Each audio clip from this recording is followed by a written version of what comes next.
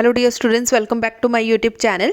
So let's discuss next unit of plus 1 class, that is oscillation. So बच्चे साडा last unit है थोड़ी 11th class का साडा बच्चे last unit है unit number 10 और ये फर्स्ट चैप्टर बच्चे असी डिस्कस करन जा रहे हैं oscillation। बहुत ही इंटरेस्टिंग चैप्टर है, बहुत ही ज़्यादा कह लो कि इंटरस्ट ਦੇ ਨਾਲ ਜਿਹੜੇ ਤੁਸੀਂ ਇਹਨੂੰ ਇਹਦੀਆਂ एग्जाम्पल्स भी ਜਦੋਂ ਤੁਸੀਂ ਕਰੋਗੇ ਤਾਂ ਬਹੁਤ ਕਹਿ ਲਓ कि अपनी रियल लाइफ के अंदर मैच करदियाँ तो आप बहुत इंटरस्ट लैके इस चैप्टर में पढ़ांगे। So first definition uh types of motion. अगर ऑसीलेशन है, ऑसीलेशन का मतलब आ वाइब्रेशन। अगर कोई चीज़ ऑसीलेट कर रही आ इहदा मतलब उहदे अंदर कोई मोशन भी होएगी। इहदा मतलब किन्ने तरह दी मोशनस हो सकदियाँ, सर्कुलर हो सकदी आ, ठीक है, पीरियोडिक हो सकदी आ, ऑसीलेशन हो सकदी। सो किद्दां दियां जिहड़ियां मोशनस आ सब तो पहला असीं ओह पढ़ांगे। Number 1 is a periodic motion. This is the most important definition जो कि थोड़े एग्जाम के अंदर 1 मार्क्स 2 मार्क्स या फिर 3 मार्क्स का भी जोड़ा क्वेश्चन पूछा जा सकता। 1 मार्क्स के अंदर सिर्फ डेफिनेशन पूछी जा सकती है, 2 मार्क्स के नाल एग्जाम्पल पूछिया जा सकदियाँ, 3 मार्क्स के विच कोई लॉन्ग आर्टिकल के नाल इहदी डेफिनेशन पूछी जा सकती है। सो पीरियोडिक मोशन की uh a motion which repeats itself after a regular interval of time is called periodic motion. हुण बच्चे तुहाडे सामने एक पिक्चर है, एक लड़की आ जो कह लो झूला जो उठ रही है, ठीक है। इसका मतलब पहला वो एक पॉइंट पर जाएगा, पहला इत्थे झूला सी, इत्थों इस पॉइंट पर गया, इधरों इस पॉइंट पर। सो बार बार सेम पाथ नूं जिहड़ा आ रिपीट हो रहा है। सो सेम पाथ जिहड़ा कदे इधर जा रहा, फिर इधर आ रहा, फिर इधर आ रहा, फिर इस तरीके ना जा रहा। सो सेम जिहड़ा पाथ आ बार बार की हो रहा है, रिपीट हो रहा। अगर कोई भी पाथ कोई मोशन अपने आप नूं रिपीट करदा आ उन्होंने असी बोल दिंदे आ पीरियोडिक मोशन। सो पीरियोडिक मोशन दी बहुत सारिया एग्जाम्पल्स आ जो भी थोड़े माइंड दे विच होवे तुसी ओ लिख सकते हैं। Number 1 is a motion of a simple pendulum. थोड़े घर के अंदर बच्चे घड़ी लगी होएगी इस तरीके दी, ठीक है। सो इस तरीके का बॉब। सो पेंडुलम अगर ਉਹਦੇ अंदर सैल नहीं आ तो बिल्कुल सेंटर की पोजीशन पर होएगा। अगर जी थोड़ी कह लो क्लॉक है वह वर्किंग है दैन पेंडुलम इधर जाएगा दैन इधर। सो कॉन्टीन्यूसली जोड़ा वो अपना पाथ चेंज करता जाएगा। So this is an example of a periodic motion. Second one is the motion of any planet around the sun. हुण सन के आले दुआले कोई भी प्लैनेट हो सकता। फॉर एग्जाम्पल आप अर्थ की एग्जाम्पल ले ली कि अर्थ जोड़ा सन के आले दुआले कॉन्टीन्यूसली मूव कर रहा। सो स्टार्टिंग पॉइंट भी सेम आ, इत्थे ही आके उहदा एंड हो जाता, दैन वो अपने पाथ नूं अगेन रिपीट करता। सो कोई भी कह लो प्लैनेट हो सकता है जोड़ा कि सन नूं ऑर्बिट करता होवे। सैकेंड एग्जाम्पल थर्ड एग्जाम्पल है कि मून। हुण मून भी अर्थ नूं सिमिलरली इसी तरीके नाल जोड़ा मोशन आ वो कर रहा है कॉन्टीन्यूसली, सेम पाथ आ, सेम कह लो कि स्पीड आ दे नाल की आ वो मूव कर रही है। So that is also an example of a periodic motion. Next is a motion of a moon around earth जो कि आप हुणे पढ़ के हटिया। फोर्थ एग्जाम्पल है तो motion of hands of a clock. हुण बच्चे क्लॉक अगर असी सिंपल क्लॉक की गल करिए, ये अगर हैंड्स की गल करते हैं आ वाले, अगर तिन्ना सूइयां दे विचों किसी की भी गल करते हैं तो अपने पाथ नूं कॉन्टीन्यूसली की करता है, रिपीट करता, की करता है कॉन्टीन्यूसली रिपीट करता। So this is an some examples of periodic motion. So इस तो अलावा कोई भी थोड़ा एग्जाम्पल लभदी अपनी रियल लाइफ के अंदर तो तुसी जिहड़ी आ उहदी एग्जाम्पल लिख सकते हैं। सो असीं नेक्स्ट टाइप करन जा रहे हैं ऑसीलेटरी मोशन और हारमोनिक मोशन। हुण ऑसीलेटरी, ऑसीलेट तो ही क्लीयर हो रहा कोई चीज़ ऑसीलेट कर रही है। To and fro point of a body. To and fro की आ, टू मतलब एक पासे जाना, फॉर मतलब दूसरे पासे जाना, इधर उधर जाना, ठीक है। इनू टू एंड फॉर कह देंगे। To and fro motion of a body about a mean position. हुण इत्थे मीन पोजीशन की गल कर रही है, मीन मतलब सेंटर पोजीशन की गल कर रही है। हुण जिद्दां बच्चे सिंपल पेंडुलम है, तुसी इत्थे सिंपल पेंडुलम आ एग्जाम्पल बच्चे आ वाली तुहानूं दिख रही है, ठीक है। अगर आप इनू रैसट पोजीशन पर रखिए तो बिल्कुल सेंटर दे विच बॉब आ जाएगी। इनू की बोलते हैं बॉब, बिल्कुल सेंटर च बॉब आ जाएगी। अगर असीं इनू पकड़ के साइड ते लैके जाने इत्थे लिया के छड्डदे आ तो इस तरीके ना मोशन इहदा जिहड़ा होना स्टार्ट हो जाएगा। सो इहदा जिहड़ा सेंटर पॉइंट आ इनू असीं की बोलते हैं मीन पोजीशन। की बोलते हैं मीन पोजीशन। अगर कहंदे मीन पोजीशन बार बार कवर कर रहा आ ਤਾਂ ਉਸ ਬੋਡੀ ਨੂੰ ਅਸੀਂ ਔਸੀਲੇਟਰੀ ਔਰ ਹਾਰਮੋਨਿਕ ਮੋਸ਼ਨ ਬੋਲਦੇ ਹਾਂ। ਔਸੀਲੇਸ਼ਨਸ ਵਿਦ ਹਾਈ ਫ੍ਰੀਕੁਐਂਸੀ, ਜਿੱਥੇ ਫ੍ਰੀਕੁਐਂਸੀ ਹਾਈ ਹੋਵੇ, ਆਰ ਯੂਜ਼ਲੀ ਕਾਲਡ ਵਾਈਬ੍ਰੇਸ਼ਨਸ। ਸੋ ਉਹਨੂੰ ਅਸੀਂ ਵਾਈਬ੍ਰੇਸ਼ਨਸ ਬੋਲ ਦਿੰਦੇ ਹਾਂ। ਮੰਨ ਲਓ ਹੁਣ ਤੁਹਾਡਾ ਫੋਨ ਆ ਬੱਚੇ ਵਾਈਬ੍ਰੇਟ ਕਰਦਾ, ਅਸੀਂ ਉਹਨੂੰ ਵਾਈਬ੍ਰੇਟ ਕਿਉਂ ਬੋਲਦੇ ਹਾਂ? ਬਿਕੋਜ਼ ਉਹ ਬਹੁਤ ਜ਼ਿਆਦਾ ਜਲਦੀ 'ਚ ਕਰਦਾ, ਬਹੁਤ ਜ਼ਿਆਦਾ ਫਾਸਟ ਜਿਹੜਾ ਵਾਈਬ੍ਰੇਟ ਕਰਦਾ। ਹੁਣ ਆਪਣੇ ਮੋਬਾਈਲ ਦੀ ਵਾਈਬ੍ਰੇਸ਼ਨ ਦੇਖ ਲਓ, ਔਰ ਜਿਹੜੀ ਕਲੌਕ ਆ ਉਹਦੇ ਅੰਦਰ ਜਿਹੜਾ ਆ ਪੈਂਡੂਲਮ ਮੂਵ ਕਰ ਰਿਹਾ, ਉਹਦੀ ਵਾਈਬ੍ਰੇਸ਼ਨ ਦੇਖ ਲਓ। ਸੋ ਦੋਨੋਂ ਅਲੱਗ-ਅਲੱਗ ਆ। ਅਗਰ ਸਪੀਡ ਜ਼ਿਆਦਾ ਹੋਏਗੀ ਤਾਂ ਉਹਨੂੰ ਵਾਈਬ੍ਰੇਸ਼ਨ ਬੋਲ ਦਿੰਦੇ ਹਾਂ, ਅਦਰਵਾਈਜ਼ ਉਹਨੂੰ ਅਸੀਂ ਬੋਲ ਦਿੰਦੇ ਹਾਂ ਔਸੀਲੇਸ਼ਨ। ਕਲੀਅਰ ਹੋ ਗਿਆ ਜੀ। ਸੋ ਐਗਜ਼ਾਮਪਲਸ ਕੀ ਆ? Oscillation of a simple pendulum, ਇੱਕ ਸਿੰਪਲ ਪੈਂਡੂਲਮ ਜਿਹੜਾ ਮੂਵ ਕਰ ਰਿਹਾ, ਕਿਉਂਕਿ ਇਹਦੇ ਅੰਦਰ ਵੀ ਸਿੰਪਲ ਪੈਂਡੂਲਮ ਵੀ ਬੱਚੇ ਇੱਧਰ ਉੱਧਰ ਮੂਵ ਕਰ ਰਿਹਾ, ਤੇ ਇਹਦੀ ਮੇਨ ਪੋਜੀਸ਼ਨ ਸੈਂਟਰ ਪੋਜੀਸ਼ਨ ਹੈ। ਜਿਸ to and fro motion of a piston of an automobile engine.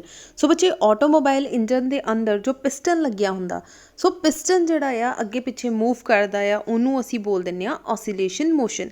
Next is vibration of an excited tuning fork. So this is an another example of oscillation motion. So ਤੁਸੀਂ first ਦੇ ਵਿੱਚ ਦੇਖ ਸਕਦੇ ਹਾਂ, ਵਿੱਚ tuning folk ਆ ਤੁਹਾਡੇ ਸਾਹਮਣੇ। ਅਸੀਂ ਕੀ ਕੀਤਾ, ਉਹਦੇ ਉੱਪਰ ਕੋਈ ਚੀਜ਼ ਨੂੰ ਲਿਆ ਕੇ ਹਿੱਟ ਕੀਤਾ। ਜਿੱਦਾਂ ਹੀ ਉੱਥੇ ਹਿੱਟ ਕਰਾਂਗੇ ਤਾਂ ਉਹਦੇ ਵਿੱਚੋਂ ਸਾਊਂਡ ਬਾਹਰ ਨਿਕਲੇਗੀ ਔਰ ਉਹ ਵਾਈਬ੍ਰੇਟ ਕਰਦਾ ਹੋਇਆ ਦਿਖਾਈ ਦੇਗਾ। ਸੋ ਇੱਥੇ ਬੱਚੇ ਹਾਈਲਾਈਟ ਹੋ ਰਹੀਆਂ ਛੋਟੀਆਂ ਛੋਟੀਆਂ ਲਾਈਨਸ, ਇਟ ਮੀਨਸ ਕਿ ਇਹ ਵਾਈਬ੍ਰੇਟ ਕਰ ਰਿਹਾ ਆ। ਕਲੀਅਰ ਹੋ ਗਿਆ ਜੀ। ਸੋ ਇਸ ਤਰੀਕੇ ਨਾਲ ਜਿਹੜਾ ਆ ਸਾਊਂਡ ਪ੍ਰੋਡਿਊਸ ਹੁੰਦਾ। ਜਿਹੜੀ ਇਹ ਵਾਲੀਆਂ ਵੇਵਸ ਹੁੰਦੀਆਂ ਇਹਨਾਂ ਨੂੰ ਅਸੀਂ ਔਸੀਲੇਸ਼ਨ ਵੇਵਸ ਜਾਂ ਔਸੀਲੇਸ਼ਨ ਮੋਸ਼ਨ ਕਹਿ ਦਿੰਦੇ ਹਾਂ। Then most important is every oscillation motion is a periodic. ਹੁਣ ਬਹੁਤ ਸਾਰੇ ਬੱਚਿਆਂ ਦੇ ਮਾਈਂਡ ਦੇ ਵਿੱਚ ਇਹ ਕਨਫਿਊਜ਼ਨ ਹੋਏਗੀ ਕਿ ਔਸੀਲੇਸ਼ਨ ਮੋਸ਼ਨ ਕੀ ਆ ਔਰ ਪੀਰੀਓਡਿਕ ਮੋਸ਼ਨ ਕੀ ਆ। ਸੋ ਪੀਰੀਓਡਿਕ ਮੋਸ਼ਨ ਦੇ ਅੰਦਰ ਕੀ ਆ, ਟੂ ਐਂਡ ਫੋਰ ਨਹੀਂ ਸੀ। ਟੂ ਐਂਡ ਫੋਰ ਮਤਲਬ ਅੱਗੇ ਪਿੱਛੇ ਨਹੀਂ ਜਾ ਰਹੀ ਸੀ ਕੋਈ ਚੀਜ਼। ਔਸੀਲੇਸ਼ਨ ਦੇ ਵਿੱਚ ਕੰਪਲਸਰੀ ਆ ਕਿ ਉਹ ਇੱਕ ਮੀਨ ਪਾਥ ਨੂੰ ਫੋਲੋ ਕਰਦਾ ਹੋਵੇ, ਅਤੇ ਪੀਰੀਓਡਿਕ ਦੇ ਵਿੱਚ ਉਹ ਸਰਕਲ ਲਾਈਕ ਅਰਥ ਦੇ ਆਲੇ ਦੁਆਲੇ ਵੀ ਘੁੰਮ ਰਿਹਾ ਸੀਗਾ। ਜਿਹੜੇ ਸਨ ਜਿਹੜਾ ਅਰਥ ਦੇ ਆਲੇ ਦੁਆਲੇ ਘੁੰਮ ਰਿਹਾ, ਮੂਨ ਜਿਹੜਾ ਆ ਉਹ ਸਾਡੀ ਅਰਥ ਦੇ ਆਲੇ ਦੁਆਲੇ ਜਿਹੜਾ ਮੂਵ ਕਰ ਰਿਹਾ ਆ। ਸੋ ਉਹ ਹੋ ਗਿਆ ਪੀਰੀਓਡਿਕ ਮੋਸ਼ਨ। ਠੀਕ ਹੈ। ਔਸੀਲੇਟਰੀ ਦੇ ਵਿੱਚ ਕੀ ਹੁੰਦਾ ਆ, ਮੀਨ ਪੋਜੀਸ਼ਨ ਨੂੰ ਕਵਰ ਕਰਦਾ। ਇਹਦਾ ਮਤਲਬ ਔਸੀਲੇਟਰੀ ਮੋਸ਼ਨ ਇਜ਼ ਪੀਰੀਓਡਿਕ। ਔਸੀਲੇਟਰੀ ਜਿਹੜੀ ਆ ਕੀ ਸੀ, ਔਸੀਲੇਟਰੀ, ਬਟ ਇਹਨੂੰ ਅਸੀਂ ਪੀਰੀਓਡਿਕ ਵੀ ਬੋਲ ਦਿੰਦੇ ਹਾਂ। ਸੋ ਹਰ ਇੱਕ ਔਸੀਲੇਟਰੀ ਮੋਸ਼ਨ ਜਿਹੜੀ ਆ ਪੀਰੀਓਡਿਕ ਮੋਸ਼ਨ ਹੋ ਸਕਦੀ ਆ, but every periodic motion is a not necessarily oscillatory. ਹੁਣ ਜਿੱਦਾਂ ਸਨ ਘੁੰਮ ਰਿਹਾ ਸੀਗਾ, ਅਰਥ ਘੁੰਮ ਰਿਹਾ ਸੀ ਸਨ ਦੇ ਦੁਆਲੇ, ਸੋ ਉਹਨੂੰ ਅਸੀਂ ਅਗਰ ਔਸੀਲੇਟਰੀ ਕਹਿਣਾ ਹੋਵੇ ਤਾਂ ਅਸੀਂ ਉਹਨੂੰ ਨਹੀਂ ਕਹਿ ਸਕਦੇ, ਕਿਉਂਕਿ ਉਹ ਮੇਨ ਪੁਆਇੰਟ ਦੇ ਅਰਾਊਂਡ ਮੂਵ ਨਹੀਂ ਕਰ ਰਹੀ। ਇੰਨੀ ਚੀਜ਼ ਕਲੀਅਰ ਹੋ ਗਈ ਸਭ ਨੂੰ। Next line is, for example, the motion of earth around the sun is a periodic. So ਅਰਥ ਦੇ ਆਲੇ ਦੁਆਲੇ ਅਗਰ ਮੂਨ ਘੁੰਮ ਰਿਹਾ ਜਾਂ ਫਿਰ ਜਿਹੜਾ ਆ ਸਾਡੀ ਅਰਥ ਆ ਸਨ ਦੇ ਆਲੇ ਦੁਆਲੇ ਘੁੰਮ ਰਹੀ ਆ, ਸੋ ਉਹਨੂੰ ਅਸੀਂ ਪੀਰੀਓਡਿਕ ਮੋਸ਼ਨ ਬੋਲ ਸਕਦੇ ਹਾਂ, ਬਟ ਨਾਟ ਔਸੀਲੇਟਰੀ। ਬਟ ਉਹਨੂੰ ਔਸੀਲੇਟਰੀ ਮੋਸ਼ਨ ਨਹੀਂ ਬੋਲ ਸਕਦੇ। ਆਈ ਹੋਪ ਤੁਹਾਨੂੰ ਦੋਨੋਂ ਪੀਰੀਓਡਿਕ ਐਂਡ ਔਸੀਲੇਟਰੀ ਮੋਸ਼ਨ ਦੇ ਅੰਦਰ ਜਿਹੜੀ ਐਗਜ਼ਾਮਪਲ ਸਮਝ ਲੱਗ ਗਈ ਹੋਏਗੀ। ਸੋ ਔਸੀਲੇਟਰੀ ਦੇ ਅੰਦਰ ਬੱਚੇ ਸੀ ਸੌ ਦੇਖ ਸਕਦੇ ਹਾਂ, ਇੱਕ ਦੋ ਲੜਕੀਆਂ ਸੀਸਾ 'ਤੇ ਬੈਠੀਆਂ, ਅਗਰ ਦੋਨੋਂ ਇੱਥੇ ਕੀ ਇਹਨੂੰ ਪਲੇ ਕਰ ਰਹੀਆਂ ਤਾਂ ਇੱਕ ਬੱਚਾ ਅਗਰ ਨੀਚੇ ਜਾਏਗਾ ਤਾਂ ਦੂਸਰਾ ਬੱਚਾ ਉੱਪਰ ਜਾਏਗਾ। ਅਗਰ ਆਹ ਵਾਲਾ ਬੱਚਾ ਉੱਪਰ ਜਾਏਗਾ ਤਾਂ ਆਹ ਵਾਲਾ ਬੱਚਾ ਨੀਚੇ ਆਏਗਾ। ਇਹਦਾ ਮਤਲਬ ਇੱਕ ਮੇਨ ਪੁਆਇੰਟ ਦੇ ਅਰਾਊਂਡ ਮੋਸ਼ਨ ਹੋ ਰਿਹਾ। So this is the oscillatory motion. Similarly ਬੱਚੇ ਜਦੋਂ ਪਿੰਕ ਝੂਟਦੇ ਆ ਉਹ 'ਚ ਵੀ ਇੱਦਾਂ ਹੀ ਆ। So this is the main point. ਆਹ ਕੀ ਆ ਤੁਹਾਡਾ ਮੇਨ ਪੁਆਇੰਟ। ਇੱਕ ਪੁਆਇੰਟ ਇੱਧਰ ਆ, ਇੱਕ ਪੁਆਇੰਟ ਇੱਧਰ ਆ। ਸੋ again this is the main point. clear हो गया। So this is an also an example of an oscillatory motion. Next आ जाओ simple harmonic motion, which is the most important. Simple harmonic motion ਨੂੰ ਬੱਚੇ SHM ਵੀ ਲਿਖ ਦਿੰਦੇ ਆ। ਸੋ ਤੁਸੀਂ short form ਜਿਹੜੀ ਆ ਯੂਜ਼ ਕਰ ਸਕਦੇ ਆ। ਸੋ 10th ਯੂਨਿਟ ਦੇ ਵਿੱਚ ਤੁਹਾਨੂੰ ਬਹੁਤ ਜਗ੍ਹਾ 'ਤੇ ਜਦੋਂ ਅਸੀਂ ਨੈਕਸਟ ਫਰਦਰ ਆਰਟੀਕਲ ਕਰਾਂਗੇ ਤੁਹਾਨੂੰ SHM ਦੇਖਣ ਨੂੰ ਮਿਲੇਗਾ। ਸੋ ਤੁਹਾਨੂੰ ਪਤਾ ਹੋਣਾ ਚਾਹੀਦਾ ਕਿ ਸਿੰਪਲ ਹਾਰਮੋਨਿਕ ਮੋਸ਼ਨ ਕੀ ਹੈ। Simple harmonic motion is the motion in which the restoring force is proportional to the displacement from the mean position and oppose its increase. ਹੁਣ ਕੀ ਆ ਰੀਸਟੋਰਿੰਗ ਫੋਰਸ। ਮੰਨ ਲਓ ਰੀਸਟੋਰਿੰਗ ਫੋਰਸ ਨੂੰ ਅਸੀਂ F ਨਾਲ ਲਿਖ ਦਿੱਤਾ, ਇਜ਼ ਡਾਇਰੈਕਟਲੀ ਪ੍ਰੋਪੋਰਸ਼ਨਲ ਟੂ ਕਿਹਦੇ ਪ੍ਰੋਪੋਰਸ਼ਨਲ ਆ, ਡਿਸਪਲੇਸਮੈਂਟ। ਡਿਸਪਲੇਸਮੈਂਟ ਕਿੰਨੀ ਆ ਤੁਹਾਡੀ X ਦੇ ਇਕੁਅਲ। ਠੀਕ ਹੈ। ਸੋ ਜਦੋਂ ਬੱਚੇ ਅਸੀਂ ਡਾਇਰੈਕਟਲੀ ਪ੍ਰੋਪੋਰਸ਼ਨ ਦਾ ਸਾਈਨ ਹਟਾ ਦਾਂਗੇ, ਇੱਥੇ ਆ ਜਾਊਗਾ minus KX। K is a constant. Minus ਕੀ ਆ ਕਿ ਆਹ ਸੈਂਟਰ ਪੁਆਇੰਟ ਆ, ਅਗਰ ਇੱਧਰ ਜਾਏਗਾ ਤਾਂ ਪੋਜ਼ੀਟਿਵ ਹੋਏਗਾ, ਇੱਧਰ ਜਾਏਗਾ ਤਾਂ ਨੈਗੇਟਿਵ ਹੋਏਗਾ। ਇੱਕ ਪਾਸੇ ਪੋਜ਼ੀਟਿਵ, ਇੱਕ ਵਾਰ ਨੈਗੇਟਿਵ। ਸੋ ਨੈਗੇਟਿਵ ਦੇ ਸਾਈਨ। ਸੋ ਡਾਇਰੈਕਟਲੀ ਪ੍ਰੋਪੋਰਸ਼ਨਲ ਹੋ ਜਾਂਦਾ ਹੈ ਡਿਸਪਲੇਸਮੈਂਟ ਦੀ। ਹੁਣ ਆ ਜਾਓ ਜਿਹੜੀ ਸਿੰਪਲ ਹਾਰਮੋਨਿਕ ਮੋਸ਼ਨ ਆ ਇਹਦੇ ਅੰਦਰ ਬਹੁਤ ਸਾਰੀਆਂ ਛੋਟੀਆਂ ਛੋਟੀਆਂ ਟਰਮਸ ਆਉਂਦੀਆਂ। Number 1 is a displacement. ਹੁਣ ਇਹਦੇ ਵਿੱਚ ਡਿਸਪਲੇਸਮੈਂਟ ਕਿੱਦਾਂ ਹੋਈ, ਇੱਕ ਪੁਆਇੰਟ ਤੋਂ ਦੂਸਰੇ ਪੁਆਇੰਟ ਤੱਕ ਅਗਰ ਕੋਈ ਬੋਬ ਮੂਵ ਕਰ ਰਿਹਾ, ਅਸੀਂ ਸਿੰਪਲ ਪੈਂਡੂਲਮ ਦੀ ਗੱਲ ਕਰ ਲੈਂਦੇ ਹਾਂ, ਇੱਕ ਪੁਆਇੰਟ ਤੋਂ ਦੂਸਰੇ ਪੁਆਇੰਟ ਤੱਕ ਅਗਰ ਜਿਹੜੀ ਬੋਬ ਮੂਵ ਕਰ ਰਹੀ ਆ ਤਾਂ ਉਹਨੇ ਕਿੰਨਾ ਡਿਸਪਲੇਸਮੈਂਟ ਕੀਤਾ। The distance of the oscillation particle from its mean position at the given time is called displacement. Particular time ਦੇ ਅੰਦਰ ਉਹਨੇ ਜਿੰਨਾ ਡਿਸਪਲੇਸਮੈਂਟ ਕੀਤਾ, ਜਿੰਨਾ ਡਿਸਟੈਂਸ ਕਵਰ ਕੀਤਾ, ਉਹਨੂੰ ਅਸੀਂ ਕੀ ਬੋਲ ਦਿੰਦੇ ਹਾਂ, ਡਿਸਪਲੇਸਮੈਂਟ। ਅਗਰ ਅਸੀਂ ਇਹਦਾ ਗ੍ਰਾਫ ਬਣਾਉਂਦੇ ਹਾਂ ਰਾਜੇ, ਤਾਂ ਗ੍ਰਾਫ ਦੇਖੋ, ਇੱਕ ਪਾਸੇ ਕੀ ਲੈਣਾ ਟਾਈਮ ਔਰ ਦੂਸਰੇ ਪਾਸੇ ਕੀ ਲੈਣਾ ਡਿਸਪਲੇਸਮੈਂਟ। ਹੁਣ ਐਂਪਲੀਟਿਊਡ ਕੀ ਚੀਜ਼ ਆ, amplitude of a particle vibrate in simple harmonic motion is defined as its maximum displacement. ਜਿੰਨਾ ਮੈਕਸਿਮਮ ਡਿਸਪਲੇਸ ਹੋ ਗਿਆ, ਮੰਨ ਲਓ ਇੱਥੇ ਤੱਕ। ਸੋ ਅਸੀਂ ਗ੍ਰਾਫ ਬਣਾ ਰਹੇ ਹਾਂ, ਇਸ ਤਰੀਕੇ ਦਾ ਬਣਿਆ। ਮੰਨ ਲਓ ਕੋਈ ਦੂਸਰਾ ਬੱਚਾ ਗ੍ਰਾਫ ਬਣਾ ਰਿਹਾ, ਉਹਦਾ ਇਸ ਤਰੀਕੇ ਦਾ ਬਣਿਆ, ਠੀਕ ਹੈ। ਹੁਣ ਡਿਸਪਲੇਸਮੈਂਟ ਜਿੰਨੀ ਜ਼ਿਆਦਾ ਹੋਏਗੀ ਉਨੀ ਜ਼ਿਆਦਾ ਐਂਪਲੀਟਿਊਡ ਹੋਏਗਾ। ਸੋ ਇਹਦਾ ਐਂਪਲੀਟਿਊਡ ਮਤਲਬ ਹਾਈਟ, ਠੀਕ ਆ। ਇਹਦਾ ਐਂਪਲੀਟਿਊਡ ਕੀ ਆ ਬੱਚੇ, ਜ਼ਿਆਦਾ ਆ, ਤੇ ਇਹਦਾ ਐਂਪਲੀਟਿਊਡ ਘੱਟ ਆ। ਕਲੀਅਰ ਹੋ ਗਿਆ ਐਂਪਲੀਟਿਊਡ ਕੀ ਚੀਜ਼ ਆ। ਸੋ ਮੈਕਸਿਮਮ ਡਿਸਪਲੇਸਮੈਂਟ ਜਿੰਨੀ ਵੀ ਹੋਵੇ on a either side of a mean position. Mean position ਮਤਲਬ centre position. Mean position means centre position ਤੋਂ ਲੈ ਕੇ ਹਾਈਐਸਟ ਡਿਸਪਲੇਸਮੈਂਟ, ਜਿੰਨੀ ਡਿਸਪਲੇਸਮੈਂਟ ਆ ਕੀ ਸੀ ਡਿਸਪਲੇਸਮੈਂਟ। ਸੋ ਹਾਈਐਸਟ ਡਿਸਪਲੇਸਮੈਂਟ ਤੇ ਸੈਂਟਰ ਤੋਂ ਲੈ ਕੇ ਜੋ ਵੀ ਹੋਏਗਾ ਦੈਟ ਇਜ਼ ਦਾ ਐਂਪਲੀਟਿਊਡ, ਉਹਨੂੰ ਅਸੀਂ ਕੀ ਬੋਲ ਦਿੰਦੇ ਹਾਂ, amplitude. Next is a time period. ਹੁਣ ਟਾਈਮ ਪੀਰੀਅਡ ਕੀ ਚੀਜ਼ ਆ, it is the time taken by a particle to complete one vibration is called period or time period. ਹੁਣ ਰਾਜੇ ਇੱਕ ਪੁਆਇੰਟ ਤੋਂ ਲੈ ਕੇ ਦੂਸਰੇ ਪੁਆਇੰਟ ਤੱਕ ਜਿੰਨਾ ਉਹਨੇ ਸਰਕਲ ਕਵਰ ਕੀਤਾ, ਮਤਲਬ ਇੱਥੋਂ ਸਟਾਰਟ ਕੀਤਾ ਦੈਨ ਆ ਇੱਕ ਕੰਪਲੀਟ ਸਰਕਲ ਹੋ ਗਿਆ, ਠੀਕ ਹੈ। ਸਿਮਿਲਰਲੀ ਨੈਕਸਟ ਕਦੋਂ ਸਟਾਰਟ ਹੋਏਗਾ, ਇੱਥੋਂ ਸੈਕਿੰਡ ਤੋਂ। ਸੋ ਆ ਹੋ ਗਿਆ ਕੰਪਲੀਟ ਸਾਈਕਲ। ਆ ਕੰਪਲੀਟ ਸਾਈਕਲ ਹੈ।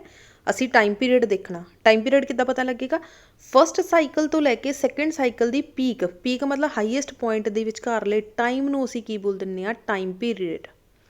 ਕਲੀਅਰ ਹੋ ਗਿਆ ਜੀ। ਸੋ ਇਹਨੂੰ ਅਸੀਂ ਬੋਲਤਾ ਟਾਈਮ ਪੀਰੀਅਡ। ਨੈਕਸਟ ਆ ਜਾਓ ਫ੍ਰੀਕੁਐਂਸੀ। ਫ੍ਰੀਕੁਐਂਸੀ ਕੀ ਹੋਏਗੀ ਬੱਚੇ, ਅਗਰ ਤੁਸੀਂ ਟਾਈਮ ਪੀਰੀਅਡ ਨਿਕਾਲ ਲਿਆ ਨਾ, ਇਹਦਾ ਹੀ ਰੈਸੀਪ੍ਰੋਕਲ ਲੈ ਲਓ। ਫ੍ਰੀਕੁਐਂਸੀ ਨੂੰ ਬੱਚੇ ਐਫ ਨਾਲ ਵੀ ਲਿਖ ਦਿੰਦੇ ਆ ਤੇ ਮਿਊ ਦੇ ਨਾਲ ਵੀ ਲਿਖ ਦਿੰਦੇ ਆ। So it is a reciprocal of time period given by the number of vibration that occurs per second is called frequency of a periodic motion and it is denoted by f or mu। clear हो गया mu किस तरीके ਨਾਲ लिखना। so f ਨੂੰ ਕਿੱਦਾਂ ਲਿਖਾਂਗੇ 1 divided by t। so ਇਸ ਤਰੀਕੇ ਨਾਲ ਲਿਖਾਂਗੇ f is equals to 1 divided by t। ਹੁਣ ਬੱਚੇ t ਦਾ ਮਤਲਬ t ਦੇ ਯੂਨਿਟਸ ਕੀ ਹੁੰਦੇ ਆ, ਸੈਕਿੰਡ। ਤੇ ਇੱਥੇ ਕੀ ਆਏਗਾ 1 divided by second। ਸੈਕਿੰਡ ਉੱਪਰ ਜਾਏਗਾ ਤਾਂ ਪਰ ਸੈਕਿੰਡ ਬਣ ਜਾਏਗਾ। ਪਰ ਸੈਕਿੰਡ ਮੀਨਸ ਹਰਟਸ, ਠੀਕ ਹੈ। ਅਗਰ ਤੁਹਾਡੇ ਐਗਜ਼ਾਮ ਦੇ ਅੰਦਰ ਕਦੇ ਵੀ ਯੂਨਿਟਸ ਪੁੱਛੇ ਜਾਂਦੇ ਆ, what is the SI unit of frequency, that is hurts. ਪਰ ਸੈਕਿੰਡ ਜਿਹੜਾ ਆ ਅਵੋਇਡ ਕਰੋ ਲਿਖਣਾ, ਉਹਦੀ ਜਗ੍ਹਾ ਤੇ ਲਿਖੋ ਹਰਟਸ। ਕਲੀਅਰ ਹੋ ਗਿਆ ਰਾਜੇ ਡੈਫੀਨੇਸ਼ਨਸ। ਆਈ ਹੋਪ ਕਿ ਤੁਹਾਨੂੰ ਬਹੁਤ ਅੱਛੀ ਤਰੀਕੇ ਨਾਲ ਡੈਫੀਨੇਸ਼ਨਸ ਕਲੀਅਰ ਹੋ ਰਹੀਆਂ ਹੋਣਗੀਆਂ। ਨੈਕਸਟ ਆ ਜਾਓ ਐਂਗੂਲਰ ਫ੍ਰੀਕੁਐਂਸੀ। ਐਂਗੂਲਰ ਫ੍ਰੀਕੁਐਂਸੀ ਨੂੰ ਬੱਚੇ ਓਮੇਗਾ ਦੇ ਨਾਲ ਲਿਖਿਆ ਜਾਂਦਾ ਇਸ ਤਰੀਕੇ ਨਾਲ। ਇੱਥੇ W ਨਹੀਂ ਲਿਖਣਾ, this is not a W, it's omega. ਇਸ ਤਰੀਕੇ ਨਾਲ ਲਿਖਿਆ ਜਾਂਦਾ omega. The frequency multiplier by 2 pi. ਅਗਰ ਅਸੀਂ ਫ੍ਰੀਕੁਐਂਸੀ ਨੂੰ ਮਲਟੀਪਲਾਈ ਕਰ ਦਈਏ 2 ਪਾਈ ਦੇ ਨਾਲ ਤਾਂ ਉਹ ਐਂਗੂਲਰ ਫ੍ਰੀਕੁਐਂਸੀ ਬਣ ਜਾਂਦਾ। ਇਹਦਾ ਮਤਲਬ ਫ੍ਰੀਕੁਐਂਸੀ ਕਿੰਨੀ ਸੀ ਮਿਊ, ਉਹਨੂੰ 2 ਪਾਈ ਨਾਲ ਮਲਟੀਪਲਾਈ ਕਰ ਦਿਓ। ਸੋ ਓਮੇਗਾ ਕਿਹਦੇ ਇਕੁਅਲ ਆ ਜਾਏਗਾ 2 ਪਾਈ ਮਿਊ। ਔਰ ਮਿਊ ਦੀ ਜਗ੍ਹਾ ਤੇ ਅਸੀਂ ਕੀ ਲਿਖ ਸਕਦੇ ਹਾਂ 1/t। ਸੋ ਅਸੀਂ ਕੀ ਲਿਖ ਸਕਦੇ ਹਾਂ 2 ਪਾਈ ਡਿਵਾਈਡਡ ਬਾਈ ਟੀ। ਸੋ ਇਹਨੂੰ ਦੋ ਫਾਰਮ ਦੇ ਵਿੱਚ ਲਿਖਿਆ ਜਾ ਸਕਦਾ, omega is equal to 2 pi mu ਜਾਂ ਫਿਰ omega is equal to 2 pi divided by T. Clear ਹੋ ਗਿਆ। So this is the definition of angular frequency. Next one is a wave length. ਹੁਣ ਵੇਵ ਲੈਂਥ ਕੀ ਆ, it is the distance between the 2 successive compression or ਰੈਰੀਫਿਕੇਸ਼ਨ।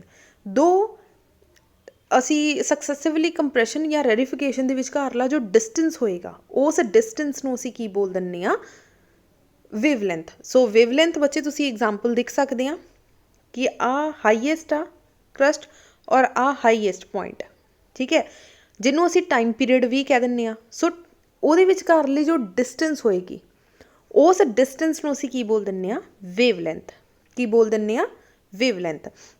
ਹੁਣ ਦੇਖ ਲਓ ਕਹਿੰਦੇ crust ਕੀ ਚੀਜ਼ ਆ, the crest is the point on a wave with the maximum value of a upward displacement within a cycle।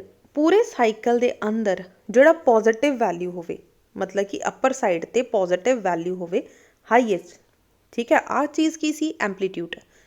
बच्चे सेंटर तो लैके डिसप्लेसमेंट हाईएस्ट तक की सी एंपलीट्यूड।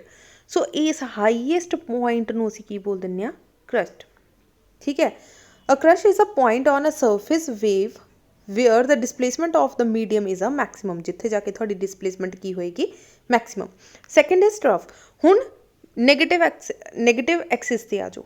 नैगेटिव दे विच जिहड़ा एंपलीट्यूड आ उहदा highest point, so highest point इत्थे तक तो हो गया एंपलीट्यूड। बच्चे आ चीज़ होगी थोड़ी एंपलीट्यूड सेंटर वाली चीज़, तो पर्टिकुलर पॉइंट आ वाला पॉइंट नूं असीं की कह दिंदे आ trough. So trough is the opposite of the crust so that the minimum or the lowest point in the cycle। so बच्चे crust की सीगा maximum point और trough की सीगा lowest point। clear हो गया राजे ਤੁਹਾਨੂੰ ਇਹ ਸਾਰੀਆਂ definitions ਦੇ ਵਿੱਚੋਂ ਬੱਚੇ ਤੁਸੀਂ ਕੰਪਰੈਸ਼ਨ ਐਂਡ ਵੈਰੀਫਿਕੇਸ਼ਨ ਜਿਹੜਾ ਫਸਟ ਟਾਈਮ ਵਰਡ ਸੁਣਿਆ ਹੋਣਾ, ਅਦਰਵਾਈਜ਼ ਇਹ ਸਾਡਾ ਸੈਕੰਡ ਚੈਪਟਰ ਦਾ ਜਿਹੜੀ ਆ ਡੈਫੀਨੇਸ਼ਨਸ ਆ, ਸੋ ਉੱਥੇ ਆਪਾਂ ਅੱਛੇ ਤਰੀਕੇ ਨਾਲ ਕਰਾਂਗੇ। ਇੱਥੇ ਹਲਕਾ ਫੁਲਕਾ ਸਮਝ ਲਓ ਕਿ ਮੰਨ ਲਓ ਤੁਹਾਡੇ ਕੋਲ ਇੱਕ ਸਪਰਿੰਗ ਆ, ਤੁਸੀਂ ਇੱਕ ਸਪਰਿੰਗ ਨੂੰ ਇੱਕ ਪਾਸੇ ਤੋਂ ਇੱਕ ਸਿਰੇ ਤੋਂ ਪਕੜਿਆ ਔਰ ਬਾਹਰ ਵੱਲ ਨੂੰ ਖਿੱਚ ਕੇ ਜਾਂ ਉਹਨੂੰ ਛੱਡ ਦਿੱਤਾ, ਸੋ ਉਹਦੇ ਵਿੱਚ ਇੱਕ ਵਾਈਬ੍ਰੇਸ਼ਨ ਆ ਜਾਏਗੀ, ਉਹ ਅੱਗੇ ਪਿੱਛੇ ਮੂਵ ਕਰੇਗਾ। ਇਹਦਾ ਮਤਲਬ ਕਿਤੋਂ ਜਿਹੜੀਆਂ ਸਪਰਿੰਗ ਟਾਈਟ ਹੋ ਗਿਆ, ਕਿਤੋਂ ਖੁੱਲ੍ਹ ਗਿਆ। ਜਿੱਥੇ ਬੱਚੇ ਟਾਈਟ ਆ ਉਹਨੂੰ ਅਸੀਂ ਕਹਿ ਦਿੰਦੇ ਹਾਂ ਕੰਪਰੈਸ਼ਨ, ਮਤਲਬ ਕਿ ਕਲੋਜ਼ੈਸਟ ਟੂਗੈਦਰ, ਕਲੋਜ਼ ਜਿਹੜੇ ਬਹੁਤ ਜ਼ਿਆਦਾ ਕਲੋਜ਼ ਹੋਣ। ਜਿੱਥੇ ਜਿਹੜੀ ਆ ਦੂਰ ਦੂਰ ਸਪਰਿੰਗ ਹੋਣ ਉਹਨੂੰ ਬੋਲ ਦਿੰਦੇ ਹਾਂ ਰੈਰੀਫਿਕੇਸ਼ਨ। ਸੋ ਅਸੀਂ ਡਿਫਰੈਂਸ ਦੇਖਿਆ ਸੀ ਕੰਪਰੈਸ਼ਨ ਐਂਡ ਰੈਰੀਫਿਕੇਸ਼ਨ ਦੇ ਵਿਚਕਾਰ, ਉਹਨਾਂ ਨੂੰ ਅਸੀਂ ਕੀ ਬੋਲਦੇ ਸੀ, ਵੇਵਲੈਂਥ। ਕਲੀਅਰ ਹੋ ਗਿਆ ਜੀ। ਸੋ ਵੇਵਲੈਂਥ ਤੋਂ ਹੀ ਕਰਸਟ ਐਂਡ ਟਰਫ ਆਇਆ ਸੀ। ਸੋ ਸਿੰਪਲ ਜੀਆਂ ਡੈਫੀਨੇਸ਼ਨ ਸੀ ਜੋ ਕਿ ਮੋਸਟ ਇੰਪੋਰਟੈਂਟ ਡੈਫੀਨੇਸ਼ਨਸ ਹੈ। ਸੋ ਅਗਰ ਤੁਹਾਨੂੰ ਅੱਛੇ ਤਰੀਕੇ ਨਾਲ ਕਲੀਅਰ ਹੋ ਗਈਆਂ ਹੋਣ ਤਾਂ ਜਾਂਦੇ ਜਾਂਦੇ ਵੀਡੀਓ ਨੂੰ ਲਾਈਕ ਕਰ ਜਾਓ, ਮੈਕਸਿਮਮ ਸ਼ੇਅਰ ਕਰ ਜਾਓ ਅਤੇ ਸਬਸਕ੍ਰਾਈਬ ਕਰਨਾ ਬਿਲਕੁਲ ਨਾ ਭੁੱਲਣਾ। Thank you so much.